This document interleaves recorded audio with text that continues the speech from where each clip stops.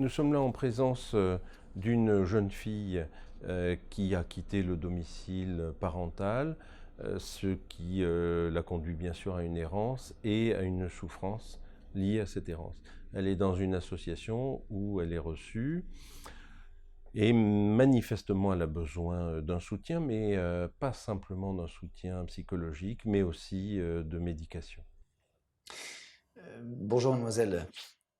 Euh, je, je me présente. Je suis médecin psychiatre. Euh, J'aimerais faire votre connaissance. Dès le début de cet entretien, on ressent un certain malaise de la part du médecin qui se gratte le nez, qui hésite, qui cherche les mots et même qui, en fin de phrase, est aidé par la personne qu'il est supposé lui-même aider. Il faut bien se rendre compte qu'on émet de nombreux messages en dehors de ce que l'on dit, et ces messages sont repérés par nos interlocuteurs et donnent l'ambiance. Et on peut penser que le malaise de ce médecin va peut-être entraîner un certain malaise pendant l'entretien. Savoir un peu. Ce qui m'arrive, Oui, ce qui se passe. oui. Vous êtes. Mais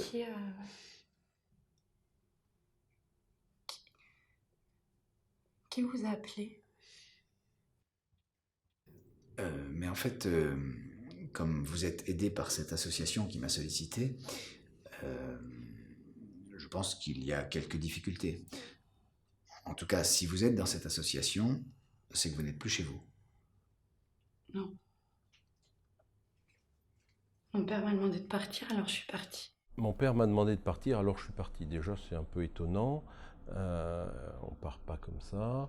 Donc il y a quelque chose qui peut traduire une certaine forme de souffrance, ne serait-ce même que dans l'aspect réactionnel au fait d'être enjoint de partir. Là, dans ce qu'elle dit, elle paraît triste, elle paraît fatiguée, épuisée. Face à elle, il y a un médecin qui est un peu mal à l'aise. On essaie de comprendre pourquoi ce malaise. Et peut-être est-il trop rapide dans ses questions, dans ses interrogations auprès d'elle, face à quelqu'un qui manifestement a envie de parler. Peut-être faut-il prendre son temps, faire des pauses et ne pas vouloir à tout prix creuser tout de suite par des questions trop directives. Mais parti, vous êtes parti pour aller où? Voilà typiquement une question un peu trop rapidement posée. Peut-être faut-il la poser, mais certainement pas à ce moment-là de l'entretien. Ce qui nous intéresse, c'est pas le où, c'est pourquoi. Pourquoi est-elle partie alors qu'elle était hébergée, abritée chez ses parents? Voilà, à vouloir trop en savoir, on passe peut-être à côté des choses essentielles. Donc plutôt de la prudence et de l'écoute. Bah, justement, nulle part. Vous êtes parti parce que on vous a dit de vous en aller en fait. Vous n'êtes pas parti pour aller quelque part. Non. Mes parents m'ont chassée. Et vous avez une idée de ce que vous allez faire ou ne pas faire? Ce que vous allez faire ou ne pas faire ne semble pas être la question qui était importante à ce moment-là. C'est encore une fois, pourquoi pourquoi les parents l'ont chassé? On ne le sait pas. Et c'est peut-être ça la question intéressante. Ben, moi j'ai envie de rien. Vous vous sentez comment? Vous avez quel âge? Euh, En fin de compte, nous sommes en présence d'une personne triste, ralentie, mal à l'aise, souffrante, qui est en entretien avec un médecin qui semble pressé, qui veut en savoir beaucoup, et beaucoup trop vite. Là, par exemple, il pose 2 questions en une seule phrase, ce qui est particulièrement difficile dans la qualité de la réponse. Comment répondre à 2 questions dans une même phrase? Voilà, donc plusieurs questions sont posées très rapidement, trop rapidement. Encore une fois, c'est la question de la temporalité, si on veut laisser exprimer les personnes qui, comme le témoigne cette scène, ont quand même envie de parler. J'ai 18 ans et demi. Et vous vous sentez comment?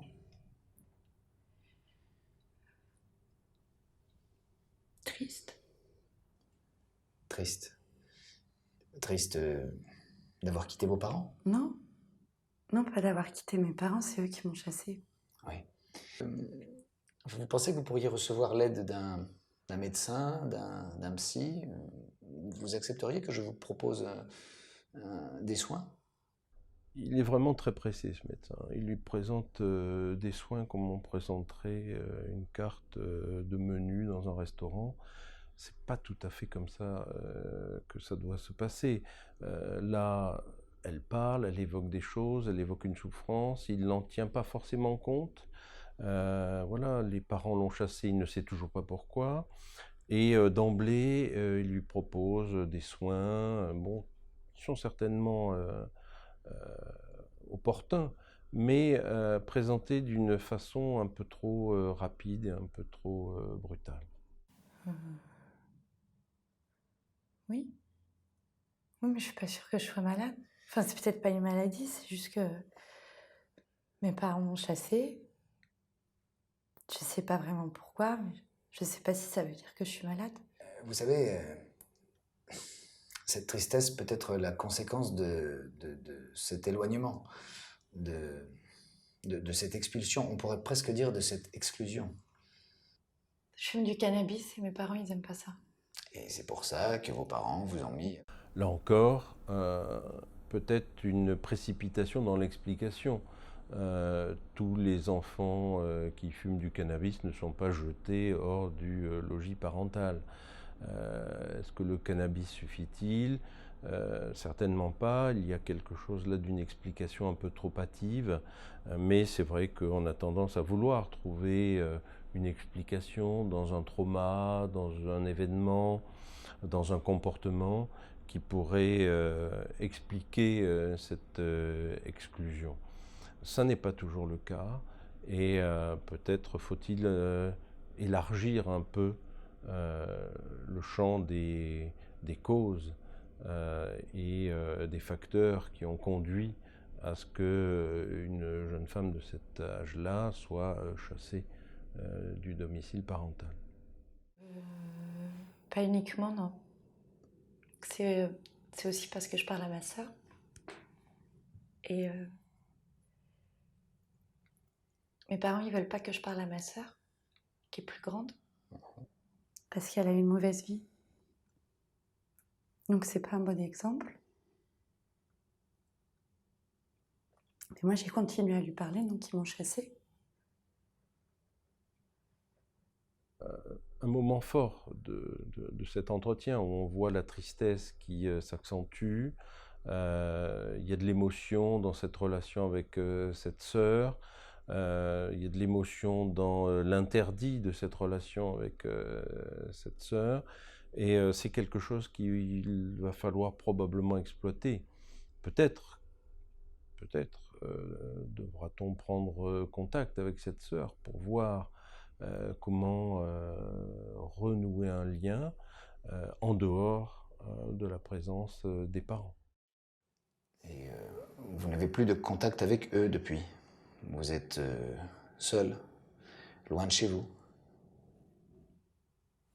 Ouais. Sans abri. Oui. Triste. Mais j'ai des copines. C'est un élément important qu'elle vient de donner. Elle a des copines, elle est dans un lien social, elle n'est pas totalement isolée. Il y avait la sœur, il y a peut-être encore la sœur, et il y a ses copines. Tout comme la sœur, le contact avec ses copines pourrait être utile pour voir comment, d'une part, apaiser sa souffrance, mais aussi comment perdurer ce lien avec elle et de ne pas, par le fait d'être abrité dans une institution, couper les liens avec son réseau habituel. Ah bon? Oui. Bah oui, c'est vrai, je suis allée à l'école et ça m'intéressait plus, alors je suis partie. Et ça, mes parents, ils ont pas aimé. Alors ils m'ont dit de me débrouiller, ils m'ont dit de partir, qu'il fallait que j'organise ma vie. Ils m'ont dit qu'il fallait que je me débrouille. Vous devez être aidé, hein. C'est peut-être pour ça que cette association vous accompagne. Mais vous croyez que c'est une maladie, tout ça? On est là au cœur de l'entretien, au cœur de cette rencontre. Est-ce qu'elle est dans une souffrance réactionnelle du fait d'avoir été chassée du domicile parental, ou est-ce qu'elle est dans une maladie qui aurait pu conduire justement à son exclusion, à son expulsion? Ce doute peut peut-être expliquer le malaise du médecin qui, en fin de compte, ne sait pas s'il est du côté de la réaction ou du côté de la maladie, et comment aider cette personne, certes des entretiens, mais probablement aussi des soins un peu plus structurés, voilà, un encadrement, une aide. Il se cherche, je dirais, comme elle aussi. Parce que je suis pas malade, je suis triste. Non, on m'a demandé de venir vous rencontrer. Mais vous avez l'impression que je suis malade? C'est normal de ne pas être gai quand on a été dans la situation que vous dites. Donc, bon, alors c'est peut-être pas une maladie, mais c'est une souffrance. Il y a quand même une souffrance. Mais est-ce que vous acceptez de la soigner? Est-ce que vous en ressentez le besoin? Mais je dors pas. Hmm. Alors ça me fatigue, évidemment. Et puis, je mange pas beaucoup. Mais alors ici, c'est pas bon. Et puis, j'ai pas faim. Ben, de toute façon, j'ai envie de rien. À ce stade de l'entretien, nous sommes face à un médecin qui est devenu dubitatif. Si au début il était gêné, ne savait pas comment aborder cette personne, là on a l'impression qu'il commence à s'imprégner de son ralentissement, de sa lourdeur de vie, de sa tristesse. Voilà, il entre dans une relation un peu plus authentique, un peu plus empathique. Même voir mes amis, ça m'ennuie, donc. Alors, je sais pas ce que vous en pensez. Je vous proposerai, si vous le voulez bien, hein, de prendre quelque chose pour le sommeil et pour l'appétit que vous n'avez plus, pour le rapport avec les autres. Un médicament? Oui, bien sûr, un médicament. Mais ce sont des médicaments très simples. Le fait de présenter des médicaments comme très simples laisse penser qu'il y en a d'autres très compliqués, mais le problème n'est pas là. C'est qu'il essaye par cette empathie de la rassurer, de lui dire qu'effectivement les médicaments pour le sommeil, pour la fatigue ne sont pas des médicaments qui vont l'abrutir, qui vont l'inquiéter. Voilà, il est dans une démarche de faire accepter un traitement et d'obtenir un consentement éclairé. Oui. Oui, je veux bien. Bon, je vous ferai une ordonnance.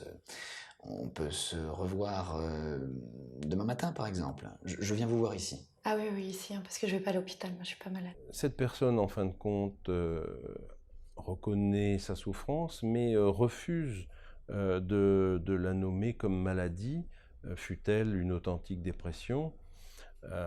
Voilà, il y a quelque chose de la représentation de la maladie qui l'effraie, de la stigmatisation de la maladie, mais malgré tout, elle accepte le traitement. Et on peut conclure là-dessus, c'est que on voit s'instaurer très fréquemment dans le milieu de la précarité des traitements médicamenteux hors de lieux sanitaires. On peut prendre rendez-vous ici, dans cette association, demain matin. Je vous expliquerai le traitement, d'accord? D'accord. Alors, à demain. D'accord, À demain. On voit donc s'instaurer un traitement médicamenteux dans un lieu non médical, et c'est l'une des particularités de l'aide sanitaire que l'on peut repérer chez les exclus.